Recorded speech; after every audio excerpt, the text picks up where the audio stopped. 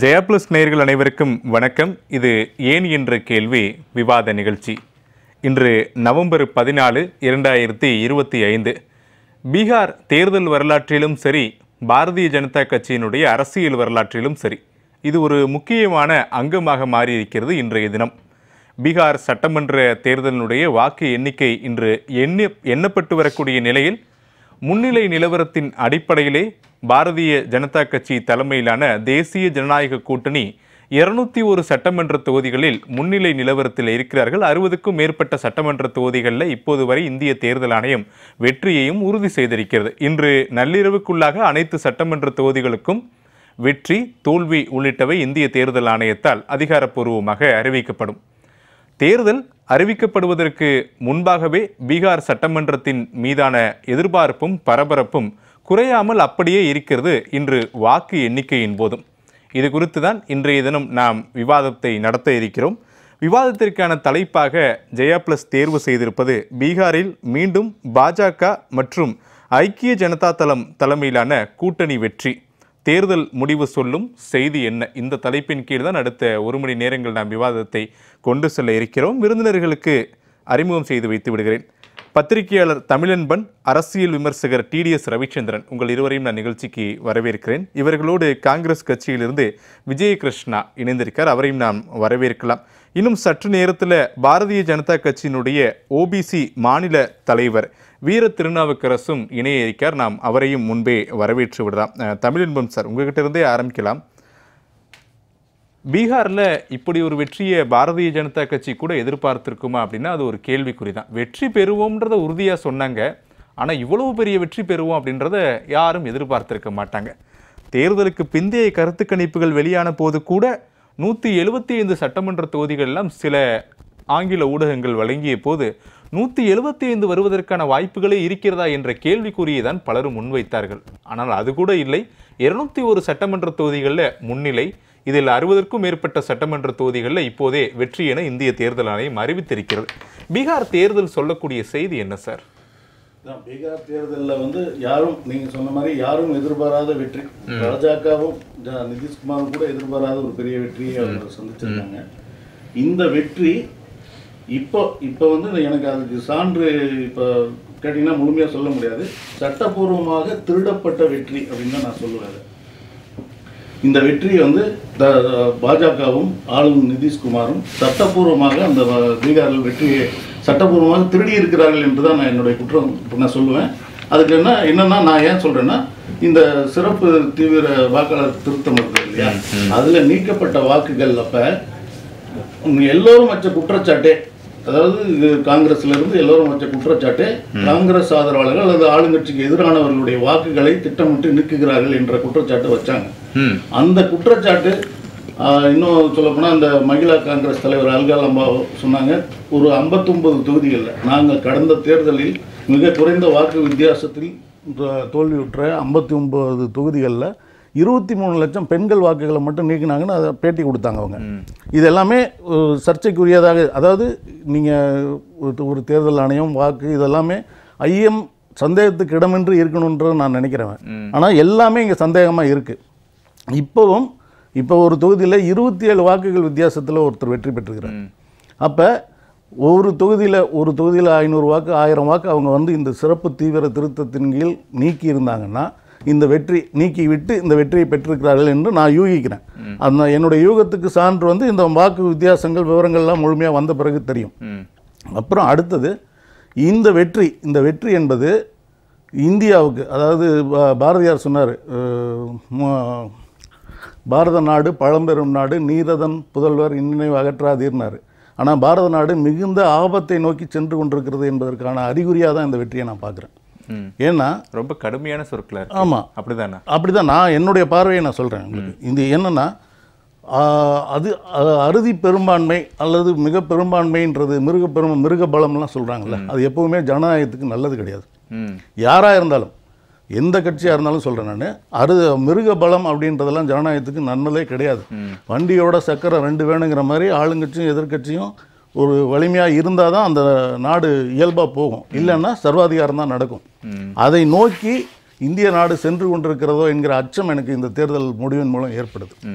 ஏன்னா இவங்க 2014 மோடி அவர்கள் வெற்றி பெற்ற பிறகு 3 தேர்தலில் அவங்க ஜெயிக்கிறாங்க. இது வரலாற்றில் நடக்காத ஒன்று. ஒவ்வொரு மாநிலங்கள்லையும் எதிர்பாராத முடிவுகள் வருது. அதுலேயும் வரலாற்றில் நடக்காத ஒன்று. இப்போ பீகார் உட்பட நீங்கள் கடந்த பாராளுமன்ற தேர்தலில் ஒரு 4 மாநிலத்தில் அவங்க தோல்வி அடைகிறாங்க. மாநிலத்தில் தோல்வி அடைகிறாங்க. அங்கே 4 மாதத்தில் தேர்தல் நடந்தால் மிகப்பெரும் வெற்றி அடைகிறாங்க. அப்போ இதுக்கு எல்லாமே அவங்க சட்டப்பூர்வமாக ஒரு வழிமுறையை கண்டுபிடிச்சு அதன் அடிப்படையிலேயே அவங்க செயல்பட்டு இந்த வெற்றியை ஈட்டுறாங்கன்றது ஒன்று. ரெண்டாவது, இந்த பீகாரில் இவ்வளவு வாக்குகள் வித்தியாசம், இவ்வளவு பெரிய வெற்றிக்கு அரசாங்க பணத்தை ஒரு 10,000 ரூபா, 75 லட்சம் பெண்களுக்கு 10,000 ரூபா கொடுக்குறாங்க. அரசாங்க பணத்தை கொடுக்குறாங்க. நீங்கள் இந்த வாக்குறுதியாக அவங்க கொடுக்கல. இப்போ வாக்குறுதி இவங்க வந்து வாக்குறுதி மாதம் 2,000 ரூபா பெண்களுக்கு உரிமை தொகை தரணும்னு வாக்குறுதி கொடுத்தாங்க. இப்போ தமிழ்நாட்டில் கூட 1000 ரூபா கொடுக்குறேன்னு சொல்லி வெற்றி பெற்றாங்கன்றது இருக்கு. இவங்க தேர்தலுக்கு சில வாரங்கள் முன்னாடி அந்த ஒரு 10,000 ரூபாயை 2 லட்ச ரூபா தரேன்னு சொல்லிட்டு 2 லட்ச ரூபா உங்களுக்கு தரப்போகிறோம், 10,000 ரூபா இப்போ தேர்தல் முடிஞ்சதும் மீதி தொகை அப்படிங்கிற ஒரு பெரிய ஒரு கையூட்டுன்னு தான் சொல்ல முடியும். லஞ்சம் தான் அதை நான் காயின் பண்ண முடியும். அப்படி கொடுத்து இந்த வெற்றியை பெற்றிருக்கிறாங்க. இது போன்ற வெற்றி இது நியாயப்படியும் சரியில்லை, தர்மப்படியும் சட்டப்படியும் சரியில்லைன்றதான் என்னுடைய கருத்து. நீங்கள் சொன்னதில் 3 கேள்வி மட்டும் நான் முன்வைக்கிறேன், அதுக்கு சுருக்கமாக சொல்லிடுங்க. காங்கிரஸ் கட்சியுடைய முக்கியமான நபர்கள் மீது எஸ்ஐஆர் நடவடிக்கையின் மூலமாக வாக்குகள் நீக்கப்பட்டதுன்னு காங்கிரஸ் கட்சியை சேர்ந்தவர்களை குற்றம் சுமத்தினாங்கன்னு சொன்னீங்க. ஆனால் இந்திய தேர்தல் ஆணையம் கடைசியாக வெளியிட்ட அதிகாரப்பூர்வ தேர்தல் முடிவுகள் படி 0 அப்பீல் தானே இருக்கு. எஸ்ஐஆரை எதிர்த்து இப்போ வரைக்கும் அப்பீலே வரலன்னு என்னன்னா அப்பீல் இது எல்லாமே அதை தான் நான் சொல்றேன், சட்டப்பூர்வமாக நடக்கிறதுன்றேன். நீங்க இந்த ராகுல் காந்தி யாரு? இந்தியாவினுடைய எதிர்க்கட்சி தலைவர், காங்கிரஸ் கட்சியினுடைய தலைவர், இந்தியாவினுடைய எதிர்க்கட்சி தலைவர். அவர் வந்து ஒரு குற்றச்சாட்டு பொதுவெளியில் சொல்லும்போது கூட நீங்கள் பிரமாண பத்திரம் தாக்கல் பண்ணுங்க அப்படின்னு தான் தேர்தல் ஆணையம் சொல்லுது. இல்லை என்றால் உங்கள் மீது வழக்கு தொடருவோம் அப்படின்ற ஒரு மிரட்டல் துணியை தான் எடுக்குது. உரிய ஆதாரங்களை கொடுங்க, ஆதாரம் இல்லைன்னா உங்களுக்கு அந்த சரியான துணி. அந்த தேர்தல் ஆணையத்தின் குற்றச்சாட்டு முன்வைக்கப்படும் போது உரிய ஆதாரங்களை கேட்கிறார்கள். இப்போ அதுதான் நீங்க அரசாங்கம் செய்யும் போது, இப்போ அரசாங்கம் ஒரு விஷயம் செய்து தப்பா செய்யுதுன்னு வச்சுங்களேன், ஒரு குடிமகனா நம்ம கேள்வி கேட்டோம். இன்னைக்கு இந்த எஸ்ஐஆர் தமிழ்நாட்டில் நடந்துட்டு இருக்கு, அதுல ஒரு படிவம் கொண்டாந்து கொடுத்தாங்கன்னா நமக்கு நிரப்ப முடியல. அது இது மாதிரியான ஒரு குடிமகனா கேள்வி கேட்பதற்கும் நாடாளுமன்றத்துடைய எதிர்க்கட்சி தலைவர் பேசினால் உலகமெங்கும் செய்தியாக ஒரு விஷயம். ஆமா, அவர் மிகப்பெரிய குற்றச்சாட்டை வைக்கும்போது அதற்கான ஆதாரங்களை கொடுங்க அப்படின்னு சொல்லி எலெக்ஷன் கமிஷன் அந்த ஆதாரத்தை தான் பொதுவெளியில் அவர் காட்டுறாரு. இவங்க முற்றா நிராகரிக்கிறாங்க. அந்த ஆதாரத்தை முற்றா நிராகரிக்கிறாங்க. ஏன் இதுல வந்து நம்ம சந்தேகப்படுறதுக்கு என்ன வருதுன்னா, ஏன் அந்த தேர்தல் ஆணையம் வந்து ஒரு நடுநிலையான அமைப்பாக இருந்திருந்தால் இந்த சந்தேகம் நமக்கு வராது. தேர்தல் ஆணையர், அதுவும் இப்போ உள்ள தேர்தல் ஆணையரை தேர்ந்தெடுக்கிறதுலேயே இவங்க வந்து ஒரு மாற்றத்தை கொண்டு வந்தாங்க. இதுவரைக்கும் இந்தியாவில் இல்லாத ஒரு மாற்றத்தை கொண்டு வந்து ஒரு எதிர்க்கட்சி தலைவர், ஆளுங்கட்சி தலைவர், உச்சநீதிமன்ற நீதிபதின்றதில் மாற்றி ஒரு பிரதமர், உள்துறை அமைச்சர், எதிர்க்கட்சி தலைவர் 3 பேரும் தேர்ந்தெடுத்ததில் இந்த தேர்தல் அதிகாரி வராரு. சரி, அந்த குற்றச்சாட்டு தான் இவர் பொதுவெளியில் வைக்கிறார். இவர் நீதிமன்றத்துக்கு போவார், அவர் போகாமல் இருக்கிறாருன்றதுக்கு என்ன காரணன்றதை அவர் சொல்லுவார்னு வச்சுங்களேன். ஆனால் ஒரு குடிமகனாக, ஒரு பத்திரிகையாளராக நான் பல விஷயங்களை பார்க்குறேன். என்னுடைய பார்வையில் ஒரு பொறுப்பான எதிர்க்கட்சி தலைவர் இப்படி வெளிப்படையான ஒரு குற்றம் சொல்லும்போது தேர்தல் ஆணையம் அதிலிருந்து நழுவி செல்கிறது, தனக்கு சட்டத்தில் இருக்கிற வாய்ப்புகளை பயன்படுத்தி நழுவி செல்கிறது அப்படின்னு தான் நான் பார்க்குறேன். அந்த அடிப்படையில் பார்க்கும்போது தான் இது குற்றம், இது தேர்தல் ஆணையத்தின் மீதான குற்றம். தேர்தல் ஆணையமும் ஆளுங்கட்சியும் இணைந்து இந்த குற்றத்தை செய்கின்றன என்று நான் பார்க்குறேன். நிதிஷ்குமாருடைய பீகார் அரசு பெண்களுக்கு 10,000 ரூபாய் கொடுக்குறாங்க, அரசாங்க பணத்திலிருந்து கொடுக்குறாங்க அப்படின்ற ஒரு விமர்சனம், குற்றச்சாட்டு வச்சுங்க.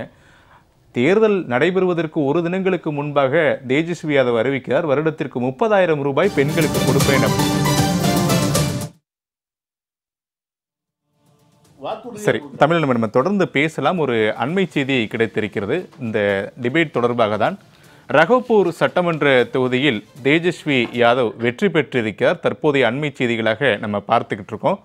பீகார் சட்டமன்ற தேர்தலுடைய முடிவுகள் அதிகாரப்பூர்வமாக இந்திய தேர்தல் ஆணையத்தால் ஒவ்வொரு சட்டமன்ற தொகுதிகளுக்கும் அறிவிக்கப்பட்டு வரக்கூடிய நிலையில் மகா கத்பந்தன் கூட்டணியுடைய முதலமைச்சர் வேட்பாளர் தேஜஸ்வி யாதவ் ரகோபூர் சட்டமன்ற தொகுதியில் வெற்றி பெற்றிருக்கிறார். தற்போதைய அண்மை செய்திகளாக நாம் பார்க்க முடிகிறது. ஏற்ற இறக்கங்களோடு ரகோபூர் சட்டமன்ற தொகுதிகளுடைய ஒவ்வொரு சுற்று நிலவரங்களும் வெளிவந்து கொண்டிருந்த நிலையில் தற்போது ரகோபூர் சட்டமன்ற தொகுதியில் 1,18,597 வாக்குகள் பெற்று தேஜஸ்வி யாதவ் வெற்றி பெற்றிருக்கிறார். தற்போதைய அண்மை செய்திகளாக நாம் பார்த்தோம். தொடர்ந்து தமிழன்பன். இந்த அரசாங்க பணம் தான், அதாவது இதையாவது அவங்க வாக்குறுதியாக கொடுத்தாங்க. அரசாங்கத்தில் இருக்கிறவங்க அதை செய்யும் போது இப்ப தேஜஸ்வி யாதவே அதை செஞ்சிருந்தா, ஒருவேளை ஆர்ஜேடி ஆட்சிக்கு வருதுன்னு வச்சு வந்திருந்தால் கூட அது யாரோட பணம் இல்ல, அதான் மக்கள் அந்த பணத்தை தான் முன்னிலைப்படுத்தி செலுத்தி இருந்தா 10,000 விட 30,000 தானே வாக்கு அதிகமா போயிருக்கு. இல்ல அது அதான் நாளைக்கு வர்றது. அது இது இன்னைக்கு கிடைச்சிருச்சு. அப்போ மக்கள் அது நடக்குமா இல்லையான்னு தெரியாது. இது கைக்கு வந்துருச்சு அப்படின்ற இடத்துக்கு வர்றாங்க. அந்த பொதுவான மனநிலை அதுதானே. இது கிடைச்சிருச்சு, நமக்கு கொடுத்துட்டாங்க, சரி இன்னமும் கொடுக்க போறாங்கன்ற ஒரு உறுதி. அதாவது இது கொடுத்ததுனால அந்த நம்பிக்கையும் அவங்களுக்கு இருக்கும். இப்படி அரசு பணத்தை நான் இதுல ஆர்ஜேடின்னு சொல்லல, ஜேடியூன்னு சொல்லல, எதுனால யாராக இருந்தாலும் இது மாதிரியான ஒரு வாக்குறுதியை கொடுத்து மக்களிடம் வாக்கு பெறுவது என்பது மிக மோசமான ஒரு செயல். இப்ப தமிழ்நாட்டில் திமுக வென்றதுக்கு அது ஒரு காரணம்னு சொல்லும் போது, இப்ப ஒரு அரசாங்கம் இப்ப இந்த முறை அவர் 3,000 கொடுக்குறேன்னு சொல்லிட்டு மறுபடியும் வெல்றாரு அப்படின்னா அது சரியான இருக்குமா? எப்பவுமே அவங்க தோல்வி அடையவே முடியாது. அரசாங்க பணத்தை எடுத்து கொடுத்து ஜெயிச்சுட்டே இருப்பாங்க. அவங்க ஜெயிச்சு நல்லது செஞ்சா கூட பரவாயில்ல. பீகார்லாம் மிக மோசமான மாநிலங்கள் பட்டியலில் தான் இன்னமும் இருந்துட்டு இருக்கு. சரி, ஓகே. டிடிஎஸ் ரவிச்சந்திரன் சார் கடுமையான சொற்கள் எல்லாம் பயன்படுத்தினார் பாஜகவுடைய வெற்றி குறித்து. உங்களுடைய கருத்து? நான் பாஜகவுடைய வெற்றியை முதல்ல கொண்டாட நினைக்கிறேன். அதுக்கு முன்னாடி 13 பேர் இறந்ததுனால இந்த கொண்டாட்டத்தை தள்ளி வைக்கணும்னு பிஜேபி சொல்லியிருக்குங்கிறதுனால இந்த பீகாரில் எப்படி வெற்றி பெற்றாங்க அப்படிங்கிறத பற்றி மட்டும் நான் பேச நினைக்கிறேன். அவர் சொன்ன பல குற்றச்சாட்டுக்கு என்னுடைய 2வது ரவுண்டில் பதில் சொல்லிக்கிறேன். ஏன்னா முதல்ல இனிப்பை பகிர்ந்துட்டு அதுக்கப்புறம் மருந்துக்கு போவோம். சரி, 2 கேள்வி மட்டும். ஏன்னா அவர் பத்திரிகையாளருங்கிறதுனால, எந்த தேர்தலில் இந்தியாவில் நீதிமன்றம் நியமித்து ஒரு தேர்தல் ஆணையர் உட்கார்ந்தாருன்னு எனக்கு அவர் சொன்னார்னா, அவர் சார்ந்த பத்திரிகையை நாளையிலேருந்து சந்தா கட்டி நான் படிக்கிறேன். எந்த தேர்தலில் 3 பேர் இருப்பாங்க, அதாவது ஆளுங்கட்சி, எதிர்கட்சி, ஒரு நீதிபதி, அதாவது ஒரு நீதிமன்றத்திலிருந்து ஒருவர் அப்படிங்கிறது என்னைக்கு நடந்தது இந்தியாவில்? அதை பிஜேபி மாற்றிருச்சா அப்படிங்கிறத அவர் என்னைக்கு சொல்கிறாரோ அந்த பத்திரிகையை சந்தா நிறைய பேர் அனுப்பணும்னு சொல்லி என்னுடைய நண்பர்களுக்கும் நான் சொல்கிறேன். அதை உங்களை இப்போ நேராகவே கேட்குறேங்க. நீதிமன்றம் ஒரு தேர்ப்பு ஒரு கருத்து நீங்க நினைக்கிற தொப்பூர் ரூட்ல கடத்திட்டு போக விரும்பல. ஒரே வழியில சொல்லிடுறேன், நீதிமன்றம் ஒரு தேர்தல் ஆணையரை தேர்ந்தெடுக்கிற நடைமுறை மாறுச்சா இல்லைங்களா? மாறலைங்க. அதான் நீங்க முதல்ல தப்பு பண்றீங்க. நீதிமன்றம் என்ன ஒரு கருத்து தெரிவித்ததுன்னு சொன்னா ஒரு தீர்ப்பு கொடுக்கும் பொழுது ஆளும் கட்சி எதிர்கட்சியும் நீதிமன்றத்தை சார்ந்த ஒருவருமா சேர்ந்து ஏன் தேர்ந்தெடுக்க கூடாது, இதை பாராளுமன்றம் முடிவு பண்ண வேண்டும், அப்படிதான் அது சொல்லிச்சே ஒழிய இப்படிதான் தேர்ந்தெடுத்துட்டு இருந்தாங்க பாராளுமன்றம் இப்ப எல்லாத்தையும் மாத்திருச்சுன்னு யாருமே கனவுல கூட சொல்ல முடியாது. நம்பர் 1. 2வது, தேஜஸ்வி ஜெயிப்பாரா இல்லையானே தெரியாதுங்க. இல்ல ஜெயிப்பாரா இல்லையான்னு தெரியாதுங்க. ஆனா அவர் தான் ஜெயிக்கணுங்க. வாக்கை திருடிட்டு பிஜேபி ஜெயிச்சிருச்சுங்க. அதனால அவர் 30,000 கொடுக்குறேன்னு சொல்லும்போது நாங்க நம்பலைங்க. எங்கேயாவது இந்த முறுக்கு சுத்தல்ல ஒரு இடமாவது நிக்குதா? தேஜஸ்வி தான் ஜெயிக்க போறாருங்க. அவர் தாங்க தலைவர். அவர் வந்தால் தான் பீகாருக்கு நல்லது. அப்படிதானே மக்கள் நினைச்சிருக்கணும். அப்ப அந்த வாக்குகளை எல்லாத்தையும் பிஜேபி திருடிட்டு போய் தான் ஜெயிச்சிருக்கணும். அவரே என்ன சொல்றாரு, ஜெயிப்பாங்களான்னு தெரியாது சார், இன்னைக்கு கையில் இருந்த 10,000 வாங்கிட்டு போயிட்டாங்க, அவங்க ஜெயிக்கணுமோ ஜெயிக்கிறாங்களோ எதுவும் போட்டோம், வாக்கு திருடினாங்களோ இல்லையோ அது அப்புறம் பார்த்துக்கலாம், அதனால நம்பலைங்க. இதுதான் நம்முடைய கருத்து. அதை அப்புறம் பின்னாடி பேசிக்கிட்டோம். அடிப்படையில் இந்த பீகார் தேர்தல் நமக்கு சொல்கிறது ஒரு 10 முக்கியமான பாயிண்ட்டை. 1, மோடி அலை அப்படிங்கிறது இந்தியா பூரா இருக்குது. 2வது, என்டிஏ அப்படிங்கிறது மாநில கட்சிக்கு, மாநில தலைவர்களுக்கு மரியாதை கொடுக்குது. எதை இந்திரா காந்தி அம்மா தன்னுடைய கடைசி 4 வருடங்களில் 5 வருடங்களில் செய்ய தவறினாங்களோ, அதனால் மாநில தலைவர்கள் எல்லாம் தனித்தனி கட்சியாக திறந்து ஓப்பன் பண்ணிட்டு போயிட்டே இருந்தாங்களோ, மமதாலேருந்து ராஜசேகர் ரெட்டியிலேருந்து, இன்றைக்கி மாநில தலைவர் தான் முக்கியம். அமித்ஷாவுடைய பேட்டியில் சொன்னது நிதிஷ் தலைமையில் தான் நாங்கள் போராடுகிறோம், எம்எல்ஏக்களை முடிவெடுப்பது, சிஎம் யாருன்னு முடிவெடுக்கிறது எம்எல்ஏக்கள் தான் ஒரு கருத்து சொன்னார். அப்போ உடனே எல்லாரும் ட்விஸ்ட் பண்ணி நிதிஷை கொண்டு வர மாட்டாங்க அப்படின்லாம் சொன்னாங்க. அந்த மாதிரிலாம் எதுவும் இல்லை. நிதிஷ் 50% வெற்றியில் இருந்தார் அந்த தேர்தல் வரைக்கும். நீங்கள் பார்த்தீங்கன்னா அவர் போட்டியிட்டதில் 43 சீட்டில் தான் போன முறை வெற்றி பெற்றிருந்தார். ஸோ தயவுசெய்து உழைக்கணும், உங்கள் ஏரியாவில் ஃபுல்லாக உழைக்கணும், உங்களோட எம்எல்ஏ நம்மளோட எம்எல்ஏ அப்படி தான் முடிவாகணும். ஆனால் நிதிஷ் தலைமையில் தான். ஸோ இது ரொம்ப தெளிவாக சொன்னாங்க.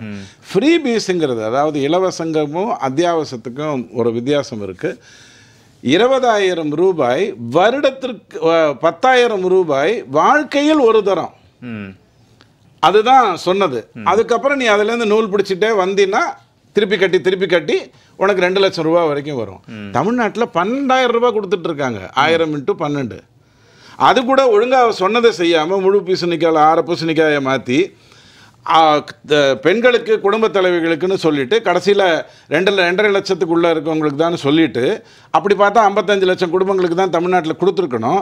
ஆனால் 1,15,00,000 கொடுத்துட்ருக்காங்க. தானியம் இல்லை, தீனியும் இல்லை, நடுவில் உட்காந்து விளையாடிட்டு இருக்கிறது தமிழ்நாடை பொறுத்த வரைக்கும். வேற மத்திய பிரதேஷ்லையோ மகாராஷ்டிராலையோ 2,000 கொடுக்குறாங்க, 1,500 கொடுக்குறாங்கன்னா 2.5 லட்சத்துக்கு கம்மியாக இருக்கிறவங்களுக்கு மட்டும் தான் கொடுக்குறாங்க. ஸோ இவர் 10,000 கொடுத்தது ஃபர்ஸ்ட் ஆஃப் ஆல் நீங்கள் பெண்ணுங்கிறதுக்காக கிடையாது. ஸ்டார்ட் அப்ஸுக்கு ஆல்ரெடி தமிழ்நாட்டில் வந்து அந்த கடந்த 6 வருடங்களில் தினமும் பணத்தை சுயல் விடுறாங்க இல்லையா. காலையில் தொழிலில் போடுவாங்க, சாயங்காலம் அதை மீட்டுருவாங்க, திருப்பி அடுத்த நாள்னு பண்ணுவாங்க இல்லையா. அவங்களுக்கு ஸ்டார்ட் அப்ஸுக்காக கொடுக்கப்படுற, அதாவது வெண்டார்ஸுக்காக, லோக்கல் வெண்டார்ஸுக்காக கொடுக்கப்படுற ப்ளஸ் ஸ்டார்ட் அப்ஸுக்காக கொடுக்கப்படுறது எல்லா இடத்துலையும் நடக்குது. அங்கே சுய உதவி குழுவோட இணைத்து இந்த திட்டத்தை கொண்டு வந்தாங்க. வெளியில கூடுதல் வட்டி வாங்குறாங்க, நாங்க குறைவானது கொடுக்குறோம்னு மோடி கூட பேசிட்டு தான் அப்படி பண்ணாங்க. அது ஆல்ரெடி நடைமுறையில் இருந்துகிட்டு இருக்கிற ஒன்று தான், பீகாருக்காக பண்ண ஒரு விஷயம் இல்லை. அடிப்படையில் இன்னொரு விஷயம் என்ன அப்படின்னு சொன்னா, பெண்களுடைய வாக்கு இந்தியா பூராகவே ஆண்களை விட அதிகமாக போடுவதுங்கிறது வந்து பல மாநிலங்களில் நடக்க தொடங்கிவிட்டது. அதை நம்ம முதல்ல புரிஞ்சுக்கணும். 20 வருடமாக ஒரு மனிதன் முதலமைச்சராக இருக்காரு. திமுக வந்து 5 வருடம் ஒரு நாள் இருந்ததில்லை. எம்ஜிஆர் அவர்கள் திமுக விட்டு போனதுக்கு அப்புறம் 5 ஓட்டு போட்டுட்டு கை தட்டுவாங்க, ஐயோ ஏன்டா ஓட்டு போட்டேன்னு வருத்தப்பட்டு அப்படியே தூக்கிடுவாங்க. அதுதான் தமிழ்நாடு திமுக. ஆனால் 20 வருடமாக இங்கே ஒருத்தர் இருக்காரு. சிவராஜ் சௌஹான் வந்து மத்திய பிரதேசில் பல ஆண்டுகள், 20க்கு மேலே ஆண்டுகள் அவர் வந்து முதலமைச்சராக இருந்தார். இவர் நம்ம குஜராத்தில் வந்து 28 வருடங்களாக பிஜேபி ஆட்சி செய்கிறது. கிட்டத்தட்ட 6வது முதலமைச்சர் இவர். வடக்கு மாநிலங்களை மட்டும் நீங்கள் மைண்டில் எடுத்துக்கிட்டிங்கன்னா 6வது 7வது முதலமைச்சர் இவர். அதிக ஆண்டுகள் முதலமைச்சராக இருந்ததுங்கிறது அது சாத்தியமா? இப்போ திமுக 2026 கஷ்டப்படுறதுக்கு காரணமே என்ன? அருமையான திட்டங்கள், இந்தியா வளருவதற்காக, உலகமே வளருவதற்கான திட்டங்கள் எல்லாம் வைத்துட்டு இருக்கிற திமுக 5வது வருடம் 1வது நாள் சட்டசபையில் இருக்குமா இல்லையான்னு உங்களுக்கு தெரியாது, சொல்ல முடியாது. அவர் 20 வருடமாக ஜெயிச்சு கொண்டிருக்கார். ஏமாத்திக்கிட்டா வந்துட்டு இருப்பார்.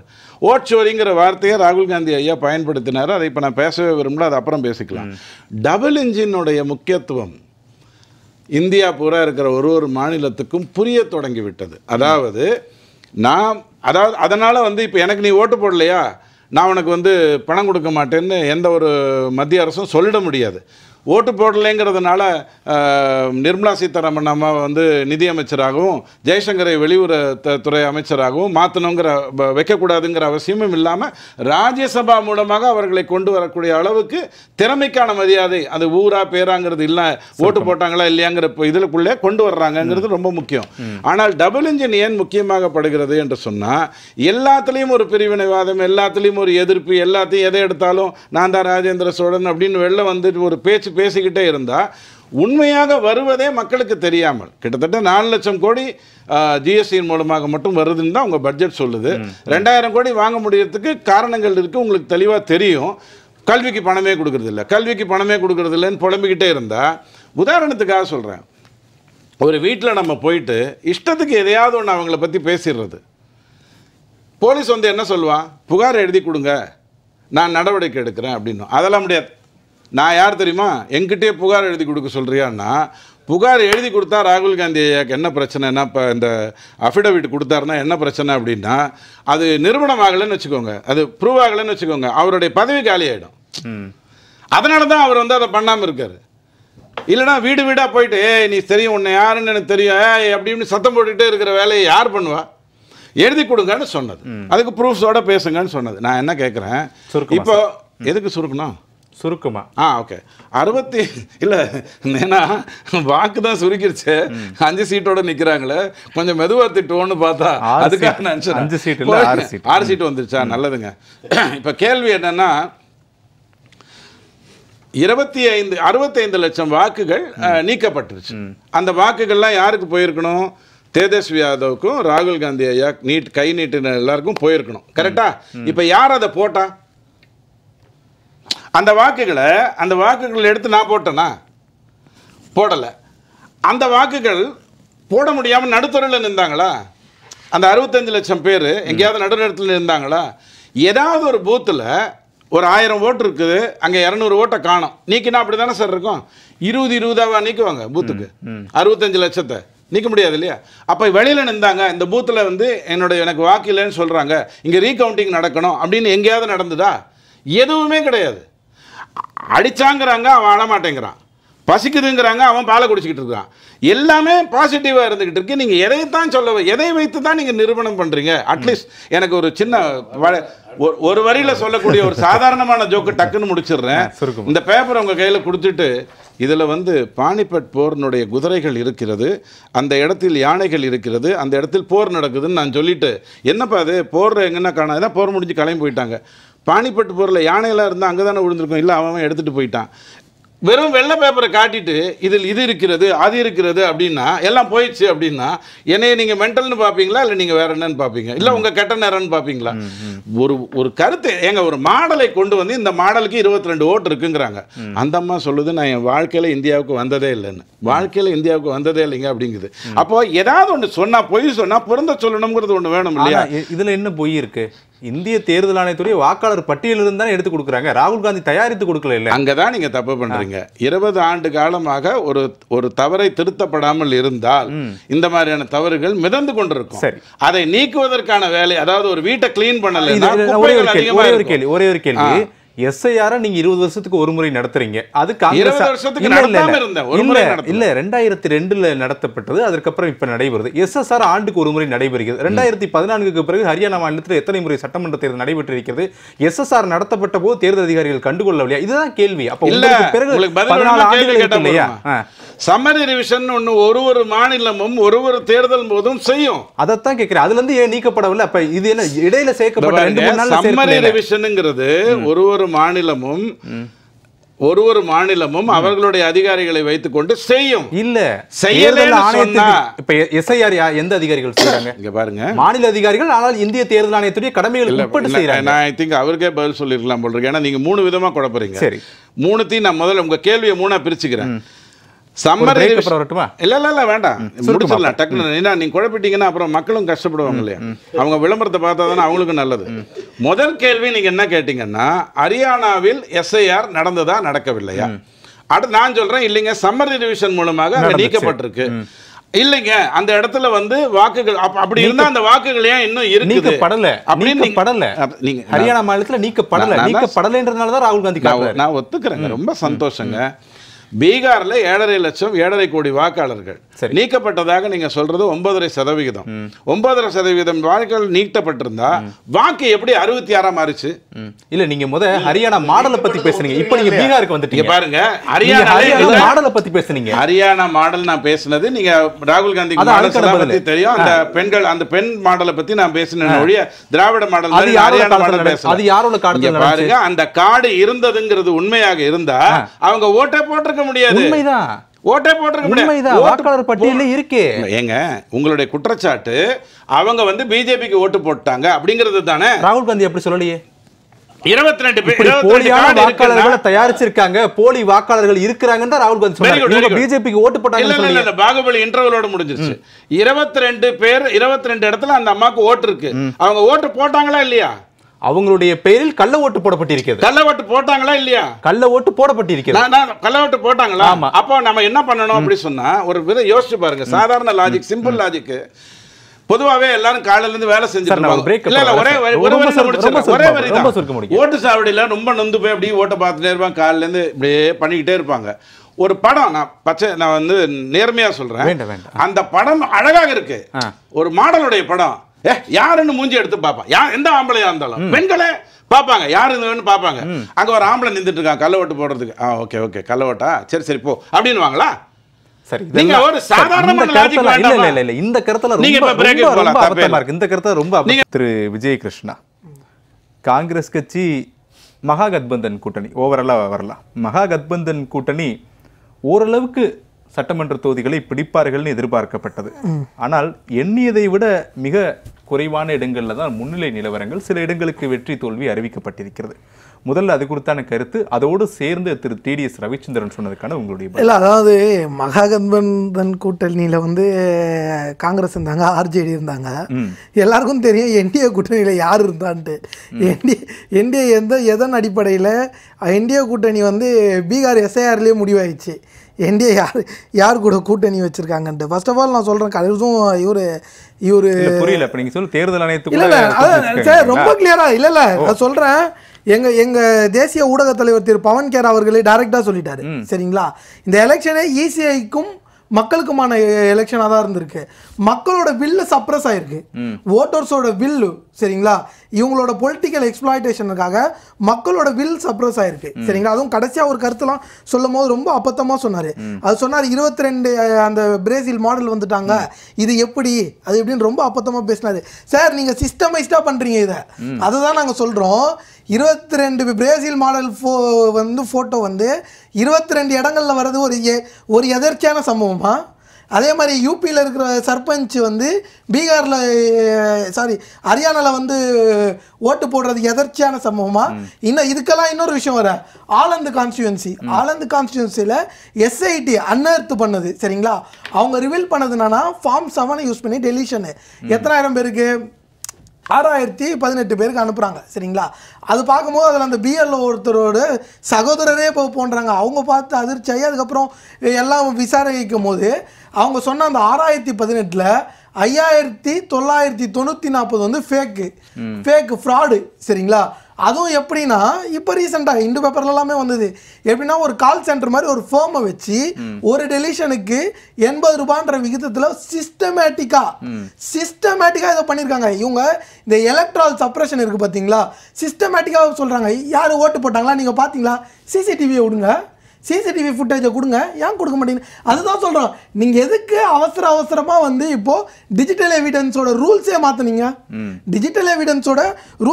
இன்னொன்று ஒரு பெரிய விஷயம் நம்ம இவர் சொன்னார். சரிங்களா, நீங்கள் ஓத்து கொடுங்க, பிரமாண பத்திரம். ஏங்க, எதிர்கட்சி தலைவர், சரிங்களா, உங்கள் டேட்டா, உங்கள் எலெக்ஷன் கமிஷனோட டேட்டா, உங்கள் எலெக்ஷன் கமிஷன் டேட்டாவை எடுத்து பொதுமக்கள் மத்தியில் வைக்கிறாங்க. இவர் நம்ம TDS சார் கான்ஸ்டியூஷனல் எக்ஸ்பர்ட்டானு எனக்கு தெரியாது, ஆனால் PDT ஆச்சாரின்னு ஒருத்தர் இருக்காரு, constitutional expert, former secretary general of Lok Sabha. ஏங்க, நீங்கள் சொல்கிற ரூல்ஸ், அதாவது இந்த எலெக்ஷன் கமிஷன் எந்த ரூல்ஸில் சொல்கிறாங்களோ, ரூல் 20 நினைக்கிறேன், ரூல் நம்பர் 20 நினைக்கிறேன். சரிங்களா, அந்த ரூல்ஸ் நீங்கள் கேட்கறதுக்கு அப்ளிகேபிளே ஆகாது. கேட்டிங்களா, இதில் தான் எலெக்ஷன் கமிஷனோட திட்டம் அம்பலமாகுது. அல்டிமேட்டம் ப்ரொடியூஸ் பண்ணுறீங்க ஒரு எலெக்ஷன் கமிஷன், LOPக்கு நீங்கள் அல்டிமேட்டம் எப்படி ப்ரொடியூஸ் பண்ணுறீங்க? இதிலே உங்களோட நோக்கம் என்னன்னு தெரிஞ்சிச்சு. இன்னொரு விஷயம் நான் சொல்கிறேன், பொதுவாக அப்பார்ட் ஃப்ரம் இந்த ஒரு பாலிடிக்ஸில் அப்பார்ட் ஃப்ரம் வின் அண்ட் லூஸ்லாம் இன்னொரு விஷயம் இருக்குது. ஒரு ட்ரெண்ட் பொலிட்டிக்கலாக நீங்கள் அப்சர்வ் பண்ணி பார்த்தேன்னா, இவர் நிறைய விஷயம் சொன்னார், நான் அது வந்துடுறேன். நான் ஒரு பொலிட்டிக்கலாக நீங்கள் ஒரு ட்ரெண்ட் பார்க்குறீங்கன்னு வச்சுக்கோங்களேன், ஒரு ஸ்வீப் மாதிரி வரணும்னா அதுக்கான ஒரு சில சர்க்கம்ஸ்டன்ஸ் இருக்கும். ஏன்னா பொலிட்டிக்கலே சொசைட்டியில் இருக்கிற ஒரு சர்க்கம்ஸ்டன்ஸோட ரிஃப்ளெக்ஷன்ஸ் தான் பாலிடிக்ஸில் வரும். சரிங்களா, இங்கே என்னன்னா என்ன சர்க்கம்ஸ்டன்ஸ் இருக்குன்னு எனக்கு புரியல. சரிங்களா, நீங்க சொன்ன double engine government, dead engine government, 20 வருஷமா என்ன எல்லா தரவுகளையும் சரி, மனிதவள மேம்பாடு. சரிங்களா, நீங்க சொல்றீங்களா ஏன் இந்தியாவில் கடைசியில் இருக்கு? தனிநபர் வருமானம் ஏன் பீகார் இந்தியாவிலே கடைசியிலே இருக்கு? இந்த ஃபீமேல், அதாவது ஒரு 6 வயசுக்கு மேலே இருக்க பெண் குழந்தைகள் எவர் அட்டெண்டட் த ஸ்கூல், சரிங்களா, அதில் ஏன் பீகார் கடைசியில் இருக்கு? Manufacturing sector, service sector, unemployment 3 கோடி பேர் மைக்ரேஷன் ஆகுறாங்க. என்னன்னா full and full anti incumbency factor தான் இருக்கு உங்களுக்கு. அந்த களத்துல உங்களுக்கு ப்ரோ இன்குபென்சின்னு ஒண்ணுமே கிடையாது உங்களால. ஆனா அப்படி இருந்தும் அவங்க வெற்றி பெற்றிருக்காங்கல்ல, அதுவும் எதிர்பார்க்க முடியாத ஒரு வெற்றி. 201 சட்டமன்ற தொகுதிகளில் முன்னிலை அப்படின்றதா பீகாருடைய வரலாற்றில் அது ரொம்பவே பெருசு. அப்படின்றப்போ நீங்க சொல்ற குற்றச்சாட்டுக்கும் மக்கள் முடிவெடுத்திருக்கிறதுக்கும் ரொம்ப வித்தியாசம் இருக்கு. அதுதான் நான் சொல்ல வரேன். இதுதான் நான் ஃபர்ஸ்டே ஒரு விஷயம் சொன்னேன், பீப்புளோட வில் இதுல ரிஃப்ளெக்ட் ஆயிருக்கான்னு நம்ம பார்க்கணும். அதாவது வந்து நீங்க ஒரு பல கான்ஸ்டியூன்சில பாத்தீங்கன்னா 2020 எலெக்ஷன்ஸ், சரிங்களா, 2020 எலெக்ஷன்ஸ்ல வந்து ஓட்டு மார்ஜினே சில ஆயிரம் தான். சரிங்களா, கிட்டத்தட்ட ஒரு 50 கான்ஸ்டியூன்சில சில ஆயிரம் தான் ஓட்டு மார்ஜினே. இந்த நீங்கள் அந்த கேல்குலேஷனில் வாங்க. இன்றைக்கி நீங்கள் டார்கெட் பண்ணியிருக்கீங்கல்ல, அதாவது வந்து இப்போ 47 லட்சம் ஓட்டரு நீக்கியிருக்கீங்க. இன்னொரு பக்கம் என்னன்னா யோகேந்திர யாதவ் போன்றவங்களாம் ரொம்ப கிளியராகவே சொல்லிட்டாங்க. எஸ்டிமேட்டட் அடல்ட் பாப்புலேஷன் படி கணக்கு பண்ணும்போது 10% ஷார்ட்டேஜாக இருக்குது. கிட்டத்தட்ட 80 லட்சம் பேர் வாக்காளர் பட்டியலில் வரல. சரிங்களா? இப்படி இருக்க நீங்கள் இதை ஒரு சிஸ்டமைஸ்டாக பண்ணுறீங்க. எலக்ட்ரால் ப்ராசஸ், இதாவது என்னன்னா இதில் வந்து ஒரு இந்தியாவோட எலக்ட்ரால் ப்ராசஸே நம்ம ரொம்ப உன்னிப்பாக பார்க்க வேண்டியதாக இருக்குது. டிரான்ஸ்பேரன்சி இல்லை, எந்த ஒரு இடங்கள்லையுமே டிரான்ஸ்பேரன்சி இல்லை. மாடல் கோட் ஆஃப் கண்டக்ட் வரும்போது நீங்கள் வந்து இந்த 10,000 ரூபா போடுறீங்க. இன்னொன்று இது அப்படியே நாங்கள் டபுள் இன்ஜின் நீங்கள் வரப்போகுது தான் நான் சொன்னேன். சரிங்களா? வரப்போகுது அப்படின்னு தான் நான் சொன்னேன். சரிங்களா? அதுக்கப்புறமேட்டு டபுள் இன்ஜின் கவர்மெண்ட் நீங்கள் ஒன்றுமே இல்லை. மக்கள் எல்லாம் மைக்ரேஷனில் இது பண்ணுறாங்க. மேனிஃபெஸ்டோவில் என்ன இருக்குது? ஒன்றுமே இல்லை. மேனிஃபெஸ்டோவில் என்ன திட்டங்கள் இருக்குது? மேனிஃபெஸ்டோ சார் வேலை இல்லைன்றீங்க. பீகாரில் எம்ப்ளாய்மெண்ட் ஜென்ரேட் பண்ணுறதுக்கு என்ன ஸ்கீம்ஸ் வச்சுருக்கீங்க? நீங்கள் எம்ப்ளாய்மெண்ட் எப்படி ஜென்ரேட் பண்ண போகிறீங்க? சும்மா நாங்கள் சொன்னோம், அது வழக்கம் போல் இவங்க ஒரு கதை சொல்லுவாங்க பாருங்கள். 2014 2 கோடி பேருக்கு வேலை கொடுப்பேன் அப்படின்னு சொன்னாங்க. அது இன்னி வரைக்கும் கொடுத்த மாதிரி இல்லை. அதோ இப்போ ரீசெண்டாக போன பட்ஜெட்டுக்கு அதுக்கு முன்னாடி பட்ஜெட்லாம் ELI employment linked incentive scheme, PLI production linked incentive ஸ்கீமில் இத்தனை கோடி பேருக்கு வேலை கொடுக்க போகிறீங்க. நீ ஒன்றும் கொடுக்கல. அது மாதிரி 1 கோடி பேருக்கு வேலை கொடுப்போம்னு சொன்னீங்க. எங்கே யாருமே அது நீங்கள் சொல்கிற வாக்குறுதிகள்லாம் நமுத்து போனதாக தான் இருக்குது. தவிர 2014க்கு பிறகு காங்கிரஸ் வெர்சஸ் பாஜகன்னு எடுத்துக்கோமே, தேசிய அளவில் காங்கிரஸை விட பாரதிய ஜனதா கட்சி தான் அதிக சட்டமன்ற தேர்தல்களில் வெற்றி பெற்றிருக்கு. இப்போ நீங்க சொல்லக்கூடிய ஒட்டுமொத்த குற்றச்சாட்டும் அந்த அடிப்படையில் தானா, இல்ல பீகார்ல மட்டும் தான் இப்படி நடந்திருக்கு அப்படின்னு சொல்ல வரீங்க? என்ன ஆகுதுன்னா, ஒரு இவங்க ஒரு பவரை கேப்சர் பண்ண பிறகு இந்த ஒரு டெமோக்ரஸியில் இந்த அன்ரிட்டன் அதாவது ரூல்ஸ் இருக்கும். சரிங்களா? ஒரு ஃபேர் கேம் ப்ளே பண்ணோன்னே இவங்க ஸ்டார்டிங்லேருந்தே இவங்களுக்கு வந்து ஒரு எப்படின்னா வந்து ஒரு எதேச்ச அதிகாரத்தை நோக்கி தான் இவங்க செயல்பட ஸ்டெப் பை ஸ்டெப்பாக செயல்பட போயிருக்காங்க. சரிங்களா? இதனால் இவங்க ஸ்டார்டிங்லேருந்து நீங்கள் இதுக்கு எந்த ஒரு மாநிலம் மிகப்பெரிய உதாரணம்னு பார்த்தீங்கன்னா குஜராத் மாடல். குஜராத் மாடல் இவங்க சொல்லுவாங்க குஜராத் ப்ரைடுன்னுவாங்க. நீங்கள் குஜராத்தில் பார்த்தீங்கன்னா அதாவது நீங்கள் சொன்னீங்க லேபர் இன்டென்சிவ் க்ரோத்தே கிடையாது, full and full capital intensive growth. எவ்வளோ லேண்டை நீங்கள் வந்து இந்த பெருநிறுவனங்களுக்கு கொடுக்கறதுக்காக எவ்வளோ சட்ட திருத்தங்களை பண்ணீங்க. குஜராத்தில் வந்து இவங்க சொல்கிற குஜராத் வளர்ச்சி அப்புறம் மனித வள மேம்பாட்டில் குஜராத் வளர்ச்சி ரிஃப்ளெக்ட் ஆகலை. இன்னொன்று குஜராத்தில் நடந்த பல சம்பவங்களில் நீங்கள் பார்த்தீங்கன்னா இந்த இல்ல என்னோட கேள்வி என்னன்னா, நான் உங்கள்ட்ட கேட்டது இல்ல அதான் நான் வந்துட்டேன். அவர் அந்த 2014 சொன்னாங்க சிஸ்டமேட்டிக்கா குஜராத் லேபரேட்டரியா யூஸ் பண்ணி உங்க இந்துத்துவ எலெக்ஷன் கமிஷன் இல்ல நீங்க சொல்றது படி எலெக்ஷன் கமிஷனுடைய இன்ஃப்ளூயன்ஸ் 2014க்கு அப்புறமே இருக்கு பாஜக அப்படின்னு சொல்ல வரீங்களா? அதான் என் கேள்வி. இல்ல 2018 நீங்க 2018 மத்திய பிரதேஷ் எலெக்ஷன். சரிங்களா? மத்திய பிரதேஷ் எலெக்ஷன் அப்போ என்ன பண்றாருன்னா கமல்நாத், சரிங்களா, பல லட்சம் ஓட்டுங்க, எக்ஸாக்ட் ஃபிகர்ஸ் 40 அவங்க தான் வெற்றி பெறுவாங்கன்னு எதிர்பார்க்கப்பட்டது, கடைசியில மாறுச்சு. ஆனா அதற்கு பிறகு 2022 நடைபெற்ற ஹரியானா தேர்தலா இருக்கட்டும், கர்நாடகா தேர்தலா இருக்கட்டும், காங்கிரஸ் தானே வெற்றி பெற்றுச்சு. அப்போ பாஜக தேர்தல் ஆணையத்தோடு சேர்ந்து வேலை செய்கிறது என்றால் ஏன் அந்த 2 ஸ்டேட்டை மட்டும் விட்டு வைக்கணும் உங்களுக்கு? இல்ல அதுதான் என்னன்னா, இது நாங்க வெற்றி தோல்விக்கு அப்பாற்பட்டு இது சொல்றது என்னன்னா, இந்த எலெக்ஷன் ஃபேர் அன்ஃபேர் ப்ராசஸ். நீங்க வந்து ஒரு டெமோக்ரஸில நீங்க வந்து திடீர்னு ஒரே நாள் எல்லாத்தையும் பண்ணிட்டீங்க, பட்டவர்த்தனமா மாட்டிப்பீங்க. நீங்க உங்களை தூக்கி எரிஞ்சிருவாங்க பட்டவர்த்தனமா. இவங்க ஸ்லோவா ஒரு சிஸ்டமேட்டிக்கா உள்ளே இறங்குறாங்க. இவங்க சிஸ்டமேட்டிக்காக இவங்க வந்து அப்படியே கொஞ்சம் கொஞ்சமாக பவரை கேப்சர் பண்ணுறது, எல்லாத்தையும் மழுங்கடிக்கிறது, வெளியில் தெரியாமல் எப்படி இப்போ வந்து மீடியா எந்த ஒரு எக்ஸாம்பிள் தான் இந்த எலக்ட்ரல் பாண்ட்ஸு, பிஎம் கேர்ஸு, இதெல்லாம் எப்படி வெளியில் தெரியாமல் ஒரு சிஸ்டமேட்டிக்காக டீப் ஸ்டேட்டை கிரியேட் பண்ணுறாங்களோ அந்த மாதிரி ஒரு சிஸ்டமேட்டிக்காக பண்ணுறாங்க. எனக்கு 20 நிமிஷம் கொடுக்கணும். சரி, நீங்கள் பீகார்ல இருந்து ஒட்டுமொத்தமாக இந்தியா பூரா போய் ஆஸ்திரேலியா போகிறாரு. இல்லை நீங்கள் எடுத்துக்கிட்ட அதே நேரம் தான் அவர் இல்லை 2 பேருக்கு ஒருத்தர் உட்காந்துருக்கிறதுனால 20 நிமிஷம் கொடுக்க வேண்டிய அவசியம் வரும். சரி, ஏன்னா நீங்க விட்டீங்கன்னா ஆஸ்திரேலியாவுக்கு அம்பானியை கூட்டிக் கொண்டு அதானியை கூட்டிக் கொண்டு போனார் அப்படிங்கிற வரைக்கும் போயிட்டா நான் பீகாரை கூட்டு வரதுக்கு டைம் ஆயிடும். பிற மாநில தேர்தல்களோட ஒப்பிட்டு தான் சொன்னார், வேற விஷயங்களை பேசல. உங்களுக்கு தான் தெரியும், நான் நேரத்தை மட்டும் கேட்டு. சரி சரி, ஆனா 20 நிமிஷம்ல தர மாட்டேன். ஏங்க 2 பேரும் பேசணும்ல, ஒருத்தர் இல்ல, அப்ப அவர் கருத்தை யார் சொல்ல போறா? உங்க கருத்தை சொல்லுங்க, உங்க கருத்துக்கு பதில் கருத்து வாங்க. உங்களுடைய சௌரியம் எப்படியும் மக்களுக்கு தெரியும். வாங்க சொல்லுங்க. ஐயாங்க எனக்கு ஒண்ணு புரியல. இந்த 22 ஓட்டை பற்றி சொன்னார். அந்த 22 ஓட்டு போடப்பட்டதா இல்லையாங்கிறது வந்து தெரியணும். இருந்ததுங்கிறது உண்மை. உங்களுக்கு கம்ப்யூட்டரில் ஒரு விஷயம் தெரியும், இந்த சம்மரைஸ் ஸ்க்ரீனிங் பண்ணுவீங்க இல்லையா, சம்மரைஸ் ரிவிஷன் பண்ணும்போது ஃபோட்டோஸ் ஓவர்லாப்பி வர்றது கூட நிறைய வாய்ப்புகள் இருக்குது. இப்போ என்ன கேட்டாங்க தேர்தல் ஆணையத்தில் அப்படின்னா, ஏதாவது ஒரு பூத்தில் ப்ரூவ் பண்ணுங்க. ஒரு பூத்தில் ப்ரூவ் பண்ணணும்னா 2000 பேர் தானே, 2000 பேரை சந்திச்சு எத்தனை நேரம் ஆகும்? இந்தியா பூரா டிவி கொடுங்கன்னு கேட்குறாங்க. இல்லைங்க, அதாங்க நீங்கள் நாங்கள் பேச விடுங்க சார், உங்களுக்கு புரியும் சார். நீங்கள் சொல்கிறதுக்கு அவர் கருத்து இல்லைங்க, அவர் கேட்பாருங்க, இட்லி கூட தான் கேட்பாரு. கேட்டேன். இப்போ நம்ம கேட்டதுக்கு நம்ம தான் வரேன்ல, 2000 பேர் தானே சார் ஒரு பூத்து. ஏதாவது ஒரு பூத்தை எடுத்துக்கோங்க இந்தியாவில். 2000 பேர் இருக்கிற இடத்துக்கு போக முடியாதா? அரசு அதிகாரிகளுடைய இப்போ ஸ்டாலின் போனார்ல, ஓரணியில் தமிழ்நாடு, அந்த மாதிரி போக முடியாதா? 2000 பேருக்கிட்டையும் போய் உங்களுக்கு ஓட்டு இருக்குதா, உன்னை ஓட்டு போட்டியா, டூப்ளிகேட் இருக்கா, ஒரு பூத்தில் பார்க்கலாமா? இதே மாதிரி ஹரியானாவில் ஒரு பூத்தில் பார்க்கலாமா? வேற ஒரு பூத்தில் நாடு தான் நல்லா இருக்கணுங்கிறது உங்கள் எண்ணமாக இருந்தால் நீங்கள் வந்து ஒரு 4 பூத்தை இந்தியாவில் எடுத்து ஒரு ஸ்டாம்பு நீ வந்து ஓட்டு போட்டியா. இப்போ எஸ்ஐஆர் வந்து இந்தியா பூரா நடத்துகிறோம் இல்லையா, 140 கோடிக்கு நடத்துகிறோம் இல்லையா, அதை நீங்கள் 4 பூத்தில் நடத்தி காட்டலாமே. நடத்தி காட்டினா வேலை முடிஞ்சிருச்சா? ராகுல் காந்தி தேர்தல் ஆணையர் இல்லை எங்கங்க நீங்கள் திரும்பவும் தப்பு பண்ணுறீங்க. இல்லை நீங்கள் சொல்கிறது இல்லை நீங்கள் என்ன பண்ணணும், நீதிமன்றத்துக்கு போயிட்டு தேர்தல் ஆணையம் எனக்கு ஒரு 6 பூத்தை நான் சொல்கிறேன், அந்த 6 பூத்தில் தேர்தல் ஆணையம் அங்கே இருக்கக்கூடிய வாக்காளர்கள்லாம் செக் பண்ணி அவங்க எல்லாம் கரெக்டாக தான் இருக்காங்களான்னு பார்த்து சொல்லணும்னு சொன்னால் நீதிமன்றம் சொல்லுமா சொல்லாதா? தேர்தல் ஆணையம் செய்யுமா செய்யாதா? ஏன் உட்காந்து சும்மா முறுக்கு சுத்திட்டு இருக்கீங்க? ஒரு 6 பூத்தை சாம்பிள் எடுத்து காட்டுங்க, மேட்டர் முடிஞ்சு. அதான் அதை விட்டுருங்க, நான் இப்போ வேற பேசிக்கிட்டு இருக்கோம், இதுக்குள்ள வந்துட்டோம். லேபர் இன்டென்சிவ் growth வேணும் சார். என்ன சார் முதலீடு வருது ஆனால் லேபருக்கு வேலை கிடைக்கல? வின்ஃபாஸ்ட் தூத்துக்குடியில் போட்டாங்களே, முதலீடு அமௌண்ட் எவ்வளோ, வேலை வாய்ப்பு எத்தனை கோடி முதலீடு? 4000 கோடி இப்போ வரைக்கும் போட்டிருக்காங்க, 16000 கோடி அடுத்த நிமிஷத்து வரைக்கும் போட்டுருவாங்கன்னு சொல்லியிருக்காங்க. இவங்க 16000 கோடி எடுத்து வச்சுட்டாங்க, சந்தோஷம். எத்தனை பேருக்கு வேலை வாய்ப்பு? லேபர் இன்டென்சிவ் growthங்கிறது எதில் வரணுமோ அதில் தான் வரும், எதில் வர முடியாது. அதாவது மெக்கானைஸ்டு வேலையாக இருந்தால் வராது, அது குஜராத்தாக இருந்தாலும் வராது, தூத்துக்குடியாக இருந்தாலும் வராது.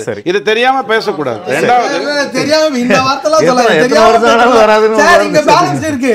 ஒரு பக்கத்துல கேபிட்டல் இன்டென்சிவ் இண்டஸ்ட்ரி இருந்தாலும் இன்னொரு பக்கம் லேபர் இன்டென்சிவ் இண்டஸ்ட்ரீஸ் இருக்கு. குஜராத்ல எங்க இருக்கு? உடனே தெரியாம பேசுறீங்க. என்னோட அடுத்த கேள்வி, ஐயா என்னோட அடுத்த கேள்வி இன்னும் ஷார்ப்பா இருக்கும். ஐயா ஒரு நிமிஷம், அடுத்த கேள்வி இல்ல இந்த ஷார்ப்பு மழுங்கமா இருந்தது, அது ஷார்ப்பா எப்படி நான் சொல்றேன். எனக்கு வேண்டியது இப்போ முதலீடுகள் இந்த 5 வருடத்துல வந்ததுன்னு சொன்னாங்க இல்லையா, உங்களுக்கு வேணா கைடன்ஸ்ல இருந்து நான் எடுத்து கொடுக்குறேன். இந்த முதலீடுகள் எத்தனை, வேலை வாய்ப்பு எத்தனைங்கிறத நீங்க பார்த்துட்டு ஒரு பேட்டியில என் கூட நீங்க சொன்னீங்கன்னா அந்த நேரத்துக்கு நான் வர்றேன், அந்த இடத்துல பேசுவோம். அப்போ உங்களுக்கு என்ன தெரியும்னா, இந்தியா தமிழ்நாட்டில் ஒன்று, இங்கே கொஞ்சம் பேர் நிறைய லேபர் இருக்காங்க, இங்கே நிறைய முதலீடு இருக்குங்கிறதெல்லாம் ஒன்றும் கிடையாது. முதலீடு போடுறவன் என்ன நினைக்கிறானோ அதுபடி தான் நடக்கும், அப்படிதான் அது நடந்துகிட்டு இருக்கு. ரவிச்சந்திரன் சார், பிஜேபி கிட்டேருந்து எதையாவது கற்றுக்கணும்னா ஒரு தேர்தல் முடிஞ்ச உடனே தான் அதனுடைய ஆய்வு செய்யும். எந்த இடத்துல நான் இங்கே வந்து தப்பு பண்ணேன், ஏன் எனக்கு இந்த இடத்துல ஓட்டு வரும், முன்னாடி கத்தாது, பயங்கரமாக கொண்டாடாது, பின்னாடி தான் உட்காந்து எக்ஸ்ரே ஒழுங்காக பார்க்கும். கடந்த 3 தேர்தல் தமிழ்நாட்டில் நடந்தது, 2021, 2019, 2024, 3த்தையும் எடுத்துக்கோங்க. அதில் 2 பாராளுமன்ற தேர்தலுங்கிறதுனால 16ஐயும் சேர்த்து எடுத்துக்கோங்க. 34 தொகுதிகளில் குறைந்தபட்சம் 2000 வாக்கு 3000 வாக்கு வித்தியாசத்தில் தான் தமிழ்நாட்டில் ஜெயிச்சிருக்காங்க. 234ல் 34ங்கிறது என்ன சதவிகிதம்னு உங்களுக்கு நல்லா தெரியும். இப்போ ராகுல் காந்தி ஐயா 99 வாங்கி 100 வாங்காமல் இருந்தார் இல்லையா, அந்த 99 சீட்டில் வாக்கு வித்தியாசம் பாராளுமன்ற தேர்தல் 6 லட்சம் 5 லட்சம் இருக்கக்கூடிய தேர்தல், அதில் எத்தனை சீட்டில் 5000 வாக்கு 3000 வாக்கில் அவர் வெற்றி பெற்றிருக்காருங்கிறத தயவு செஞ்சு பாருங்க. அதை பார்த்தால்தான் உங்களுக்கு என்ன தெரியும்னா, எந்த தேர்தலாக இருந்தாலும் ஒரு 10% சீட்டு 10% சீட்டு இந்த 3 பேர் ட்ரையாங்குலர் போட்டி 4 போட்டி, அங்கே வேட்பாளர் சூப்பராக இருந்தார் ஆனால் அவங்க கட்சி ஜெயிக்கல, வாக்கு வித்தியாசம் குறைந்து வரும். அது எல்லா இடத்துலையும் நடக்கும். 41 வாக்கில் அப்பா ஐயா ஜெயிச்சது உங்களுக்கு எல்லாருக்கும் நல்லா தெரியும். இது எல்லா தேர்தலையும் நடக்கும். ஆனால் இப்போ உதாரணத்துக்கு பிஜேபி வந்து 80 சீட்டு ஜெயிச்சிருக்கா, அதில் 40 சீட்டுமே 3000க்கு கம்மிங்க அப்படின்னு சொன்னால் அது மிகப்பெரிய அதிர்ச்சியான ஒரு விஷயம். ஸோ அதை புரிந்து கொள்ளாமல் பீகாருக்கு தாங்க இனிமேல் வரும்.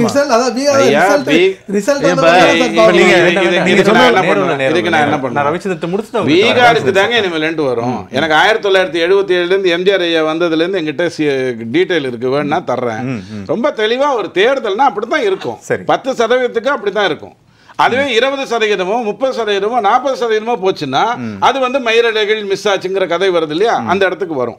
ரொம்ப முக்கியம் என்ன அப்படின்னு சொன்னா, இந்தியாவில் இருக்கக்கூடிய பல மாநிலங்களில் 30க்கு கம்மியாக இருக்கக்கூடிய அன்எம்ப்ளாய்மெண்ட், 30 வயசுக்கு கம்மியாக இருக்கிறவங்களுடைய வேலையில்லா தன்மை அப்படிங்கிறது வந்து 25%, 35% இருக்கும். மத்திய பிரதேஷ்லையும் சரி, இமாச்சல் பிரதேஷ்லையும் சரி, கேரளாலையும் சரி, பல மாநிலங்களில், ஆந்திராவில் கூட சரி.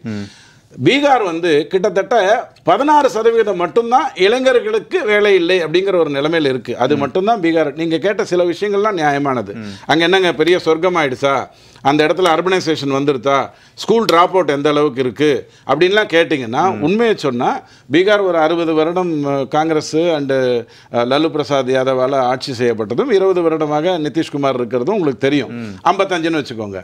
அப்போது இந்த 20 வருடத்துக்குள்ளே அவங்கள கொண்டு வரணும் அப்படின்னு சொன்னால், டுவர்ட்ஸ் growth கொண்டு வரணும்னு சொன்னால், வேலை திறமை இருக்கிறவங்க வெளில போயிடுறான். 1 கோடி பேர் வெளியில் இருக்காங்க.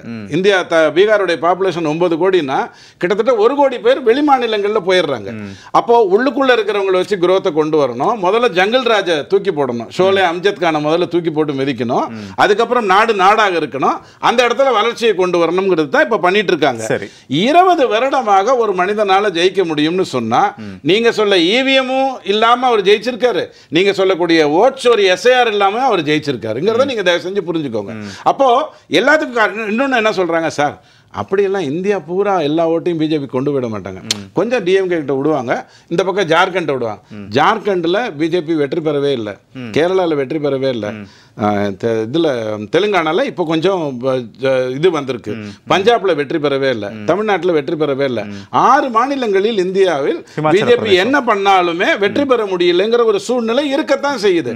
அப்போ அந்த இடத்துல கட்டமைப்பு தான் இப்போ நம்ம பண்ணுறோம். ஆண்டவனா பார்த்து தப்பு பண்ண வச்சு, கரூர் மாதிரியான வேலையை பண்ண வச்சு ஒரு ஏற்பாடு 2026க்கு கொண்டு போறான். இப்ப இது மாதிரியான விஷயங்கள்ல இருந்து நான் வெளில வரணும் அப்படின்னும் போது, நான் உங்களுக்கு பதில் சொன்னது எல்லாமே சரி நேர்மையாக ஒரு பதிலை எடுத்து உங்ககிட்ட வச்சேன். நிதிஷோடைய வெற்றிங்கிறது எனக்கு 3 விஷயம் இந்த தேர்தலில் ரொம்ப பிடிச்சது. ஒன்று, ஆர்ஜேடி தான் சிங்கிள் லார்ஜஸ்ட் பார்ட்டியா வருவாங்கன்னு நினைச்சோம். அவர் தான் பாவம் லாஸ்ட் லார்ஜஸ்ட் பார்ட்டியா மாறிட்டாரு. அது அடுத்தது வந்து பிஜேபிக்கு அதிக சீட் இருக்கும், நிதிஷ் வந்து கொஞ்சம் திணறிட்டு வருவாருன்னு நினைச்சோம். இல்ல இல்ல, 2 பேரும் ஈக்குவலா வந்தாங்கிறத விட ஈக்குவலா சீட்டையும் பிரிச்சுக்கிட்டாங்க, ஈக்குவலா வந்தாங்க. அதுக்கு ஒரே ஒரு விஷயம் நடந்தது, அதை மட்டும் சொல்லிட்டு முடிச்சுக்கிறேன். கிட்டத்தட்ட 69 தொகுதிகள் 2020 வெற்றி பெற்ற 69 தொகுதிகளில் ஜேடியு வெற்றி பெற்ற தொகுதிகளில் பிஜேபியும், பிஜேபி வெற்றி பெற்ற தொகுதிகள் ஜேடியுவும், ஜேடியு வெற்றி பெற்ற 19 தொகுதிகளை இதர கட்சிக்கும், பிஜேபி வெற்றி பெற்ற 6 தொகுதி இதர கட்சிக்கும் கொடுத்து, எப்படி யார் நின்றா வெற்றி பெற முடியுங்கிறத அழகா பிளான் பண்ணி ஒரு அழகான ஒரு ஏற்பாடு பண்ணிருக்கேன். இதுதான் கூட்டணி தர்மனத்துக்கான ஏற்பாடுங்கிறத நீங்க புரிஞ்சுக்கோங்க. இந்த தேர்தலின் மூலமாக நாத்தாக்காவும் தாவேக்காவும் யோசிக்கணுங்கிறத மட்டும் தேவைப்பட்டா லாஸ்ட் ரவுண்ட்ல பேச. தமிழ்நாடு தேர்தலோட முடிச்சிட்டீங்க. தமிழன்பன் சார், ஃபஸ்ட்டு நம்ம ரவுண்டில் பாஜகவை பற்றி பேசணும், அவங்களுடைய வெற்றியை பற்றி நீங்கள் நிச்சயமாக பேசுனீங்க, பல கருத்துக்கள் சொன்னீங்க. என்னோட முக்கியமான கேள்வி, காங்கிரஸ் ஒரு தேசிய கட்சி, இந்தியாவை பல முறை ஆட்சி செய்த கட்சி, தேர்தலுக்கான நாடி துடிப்பு நிச்சயமாக மூத்த தலைவர்களுக்கு தெரியும். இந்த பல்ஸை பார்த்து நம்ம இப்படி பண்ணிடணுன்றது தெரிஞ்சிருக்கும் இல்லையா? இருந்தாலும் கூட காங்கிரஸ் இவ்வளவு ஒரு 6 சட்டமன்ற தொகுதிகளில் மட்டுமே இவ்வளவு பெரிய, இந்தியாவில் 4வது பெரிய சட்டமன்ற தொகுதி வச்சிருக்கிற மாநிலத்தில் ஒரு பின்னடைவு அப்படின்னா என்ன, எங்கே தவற விட்டுட்டாங்க? அதுதான் அதாவது காங்கிரஸின் மீது தொடர்ந்து, காங்கிரஸ்ன்றது இந்தியாவை அதிக ஆண்டுகள் ஆண்ட கட்சி, காங்கிரஸ்னா கோஷ்டி பூசல், காங்கிரஸ்னா சீக்கிரமாக முடிவெடுக்க மாட்டாங்கன்ற கருத்துக்கள் தொடர்ந்து பரப்பப்பட்டு கொண்டே வந்தது. அது நடந்துகிட்டு தான் இருந்துச்சு. ஒவ்வொரு தனித்தனம். இன்றைக்கி வந்து மாநில கட்சிகளாக இருக்கிற பலர் காங்கிரஸ்லேருந்து பிரிஞ்சு போனவங்க தான் மாநில கட்சியாக வச்சு பண்ணுறாங்க. அந்த வாய்ப்பை பிஜேபி பயன்படுத்தி கொண்டு சட்டப்பூர்வமாக காங்கிரஸை, அதாவது அவங்களுடைய இது என்ன முழக்கமே என்னவா இருக்குது, காங்கிரஸ் இல்லாத இந்தியா, அதாவது நாங்கள் மட்டும்தான் இருக்கணும் அப்படிங்கிற இடத்துக்கு வர்றாங்க. அந்த இடமே, அந்த வாதமே தப்பு, அந்த சொல்லே தப்பானது, ஜனநாயகத்துக்கு எதிரானது.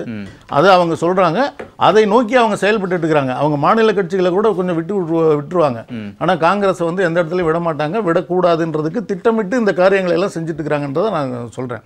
அதே மாதிரி ரெட்டை என்ஜின்லாம் சொல்கிறாங்க இல்லையா? ரெட்டை என்ஜின்றது எதுக்கு? ஒரு மாநிலம் இருக்குது, நாடு இருக்குது. இப்போ இங்கே தமிழ்நாடு இருக்குன்னா உள்ளாட்சி தேர்தல் நடக்குது, ஆளுங்கட்சி எங்கள் வேட்பாளருக்கு ஓட்டு போட்டால் தான் உங்கள் கிராமத்துக்கு ஒரு நல்லது நடக்கும்னு சொன்னால் அது சரியான ஒன்றா? அது எப்படி தவறானதோ அது மாதிரி தான் இந்த ரெட்டை என்ஜின் சொல்கிறது. இது வெற்றி, அது பெருமையாக வேற சொல்கிறாங்கன்றது எனக்கு ரொம்ப வருத்தமாக இருக்குது. அது ஜனநாயகத்துக்கு எதிரான ஒரு சொல்லாடல். அந்த சொல்லாடலை அவங்க திரும்ப திரும்ப பயன்படுத்துகிறாங்க. என்னென்னா, ஒரு மாநில கட்சி மாநில கட்சிக்கு முக்கியத்துவம் கொடுக்குது பிஜேபின்னு சொல்கிறாங்க, ஆனால் மோடி அலை வீசுதுன்னு சொல்கிறாங்க. ரெண்டுமே அது நிறைய முரண்கள் இருக்குது. சட்டப்பூர்வமாகவும் அரசியலாகவும் தொடர்ந்து தவறுகளாக செஞ்சு கொண்டே அவங்க வெற்றியை சுவைச்சிட்டு இருக்கிறாங்க.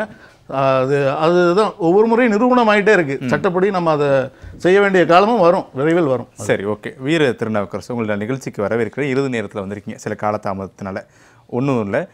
உங்களுக்கு முன்பு பேசியவர்கள், குறிப்பாக காங்கிரஸை சார்ந்திருக்கக்கூடியவர்கள் பேசும்போது இந்திய தேர்தல் ஆணையத்துடைய செயலால் தான் பாஜக வெற்றி பெற்றிருக்கிறது, மக்கள் வெற்றி பெற வைக்கவில்லை, இந்திய தேர்தல் ஆணையம் வெற்றி பெற்று வைத்திருக்கிறது பீகார் சட்டமன்ற தேர்தலை அப்படின்னு சொல்லி ஒரு காரசாரமான ஒரு பேச்சுக்கள் இருந்துச்சு. உங்களுடைய பதில்? தேர்தல் ஆணையம் தானே எலெக்ஷன் நடத்துது. எலெக்ஷன் நடத்தலைன்னா வெற்றி தோல்வி வந்திருக்காதுல்ல. ஆனா ஒரு வகையில தேர்தல் ஆணையம் தான் சொல்லிக்கலாம். தேர்தல் ஆணையம் மட்டுமா ஓட்டு போடுது? ஒரு விஷயம் நல்லா புரிஞ்சுக்கணும் காங்கிரஸ் கட்சிக்காரங்க, அவங்க ஆதரவாளர்கள். இது வரைக்கும் பார்த்தோம்னா எந்தெந்த எலெக்ஷன்லாம் தோக்குறாங்களோ, இப்ப ராகுல் காந்தி 95 எலெக்ஷன்ல தோத்துருக்கிறார். விரைவில் வந்துட்டு அவர் செஞ்சுரி போட போறாரு. அவர் வந்துட்டு எலெக்ஷன் முடிஞ்ச உடனே தோத்து போயிட்டு என்ன சொல்றாரு, இந்த எலக்ட்ரானிக் ஓட்டிங் மிஷின் பிரச்சனை இருக்கு, மேனிபுலேட் பண்ணி ஜெயிச்சிட்டாங்க அப்படிலாம் வந்துட்டு பொய் சொல்லுவார். அதனால தான் அவர் பொய் சொல்றதால தான் அவங்க கட்சியை சார்ந்த கார்த்தி ப. சிதம்பரமே அதை ஏத்துக்கல. காங்கிரஸ் கட்சிக்கு மக்கள் வந்துட்டு ஓட்டு போட மாட்டேங்கிறாங்க, நம்ம மக்களை விட்டு ரொம்ப தொலைதூரத்தில் அந்நியப்பட்டு போயிட்டோம், நமக்கு ஏன் ஓட்டு போடலன்னு சொல்லி நம்ம அலசி ஆராய்ஞ்சி மக்கள் மத்தியில் போயிட்டு நம்மளோட திட்டங்கள் எல்லாம் சொல்லி மக்களுக்காக போராடி ஜெயிக்க பார்க்கணும் மொழிய, அதை விட்டுட்டு மேனிபுலேட் பண்ண முடியாத இந்த எலக்ட்ரானிக் ஓட்டிங் மிஷினே குறை சொல்லிட்டு இருக்கக்கூடாது சொல்லி அவங்க கட்சியை சார்ந்த எம்பியை சொல்லியிருக்கிறார். இது வரைக்கும் இந்த எலக்ட்ரானிக் ஓட்டிங் மிஷினை குறை சொன்ன காங்கிரஸ் கட்சி, ராகுல் காந்தி உள்ளிட்ட தலைவர்கள் இப்போ இந்த எஸ்ஐஆர்ங்கிற ஒரு எக்ஸசைஸ் வந்திருக்குதா, அதை குறை சொல்ல ஆரம்பிச்சிட்டாங்க. இவங்க என்னைக்கு electronic voting machine, SIR exercise, election commission, இந்த மாதிரி விஷயங்கள்லாம் குறை சொல்லி தோல்வியை மறைக்க முயலாம நேர்மையா அனலைஸ் பண்றாங்களோ அன்னைக்கு தான் சில இடத்துல டெபாசிட் வாங்காத உங்க முயற்சி பண்ண முடியும். மக்கள் தொடர்ந்து 5 முறை வந்துட்டு ஒரு கட்சியை ஒரு கூட்டணி ஆட்சிக்கு கொண்டு வராங்கன்னா சாதாரணமா செய்ய மாட்டாங்க. காரணம் என்னன்னா 2000 வந்துட்டு பிஜேபி அங்க ஜேடியு கூட்டணி, தேசிய ஜனநாயக கூட்டணி ஆட்சி வரதுக்கு முன்னாடி ஒரு 15 வருஷம் வந்துட்டு லாலு பிரசாத் அவங்களோட கட்சி ஆர்ஜேடி வந்துட்டு ஆட்சியில இருந்தாங்க. அதுக்கு முன்னாடி காங்கிரஸ் இருந்துச்சு. 50-55 ஆண்டுகள் பார்த்தோம்னா அங்க வந்துட்டு ஜங்கல் ராஜ் நடந்துச்சு, குண்டாஸ் ராஜ் நடந்துச்சு, அங்க சட்ட ஒழுங்கு அவ்வளவு பிரச்சனையா இருந்துச்சு, துப்பாக்கி கல்ச்சர் இருந்துச்சு. இன்னைக்கு அப்படியா இருக்கு? அப்படி கிடையாது. மக்களுக்கு அடிப்படை வசதிகளை கூட அவங்க செய்யாம இருந்தாங்க. கடந்த இப்ப இந்த 4 முறையா பார்த்தோம்னா 20 ஆண்டுகளா மிகச்சிறப்பான ஆட்சி நடந்துகிட்டு இருக்குது. வளர்ச்சி வந்துட்டு மக்களால பார்க்க முடியுது. குறிப்பா இந்த 40 வயதுக்கு மேற்பட்ட ஓட்டர்ஸ்ல பார்த்தோம்னா 60% மேற்பட்டவர்கள் பாரதிய ஜனதா கட்சி, ஜேடியு, இந்த தேசிய ஜனநாயக கூட்டணிக்கு ஓட்டு போட்டிருக்கிறாங்க. ஏன் அப்படின்னா அவங்க எல்லாம் காங்கிரஸ் ஆட்சி எப்படின்னு பார்த்தவங்க லாலு பிரசாத் யாதவோட ஆர்ஜேடியோட ஆட்சி எப்படின்னு பார்த்தாங்க. இன்னைக்கு இருக்கக்கூடிய ஆட்சி வந்துட்டு சட்ட ஒழுங்கு சிறப்பா மேற்கொள்ளுது. அதனால நிறைய வந்துட்டு தொழில் அங்க ஆரம்பிச்சிருக்கு. மக்களுக்கு தேவையான அடிப்படை விஷயங்கள்லாம் செஞ்சு கொடுத்திருக்காங்க. பீகார்ல இருந்து வெளியில போறவங்களோட எண்ணிக்கை குறைக்கப்பட்டு இருக்குது.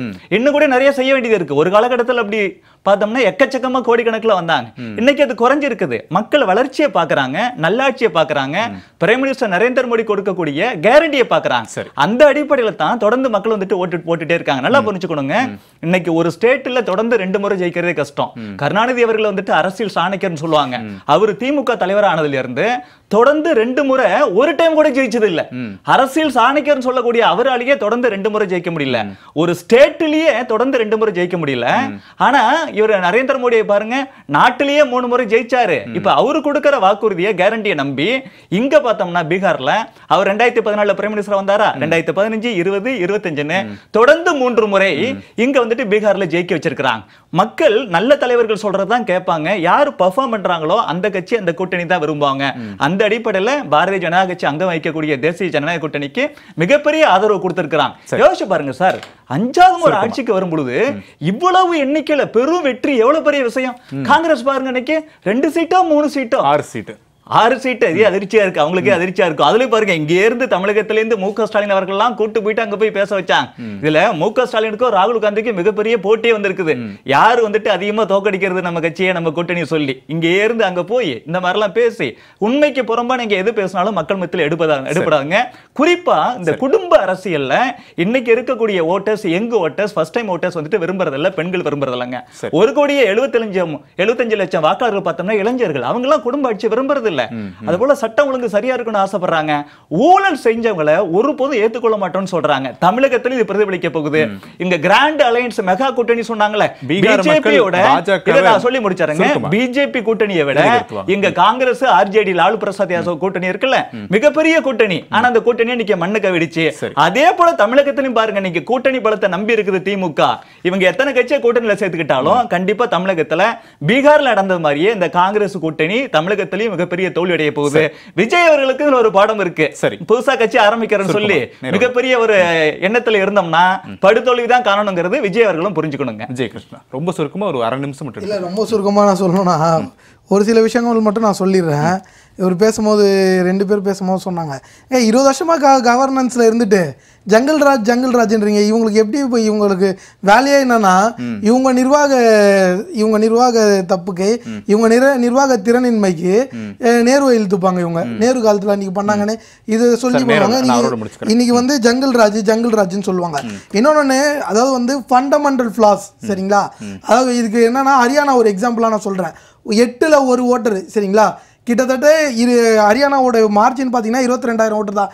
8ல் 1 வந்து ஃபண்டமெண்டலி ஃப்ளாடு, டூப்ளிகேட் ஓட்டர்ஸ். சரிங்களா? பல்க். ஆமா, இது எல்லாமே இருக்கு. இன்னொன்னு இவர் சொல்லும் போது சொல்றேன், அன்கான்ஸ்டிடியூஷனலா இவங்க என்ன பண்றாங்கன்னா 2 விஷயத்துல சொல்றேன்.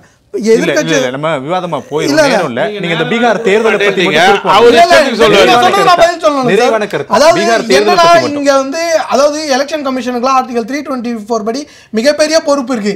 இன்னைக்கு என்னன்னா, நம்ம யாருமே சிட்டிசன்ஸ் கிடையாது. இப்பெல்லாம் நம்மலாம் ப்ரூவ் பண்ணணும். இவங்க சொல்ற இந்த எஸ்ஐஆர் மூலமா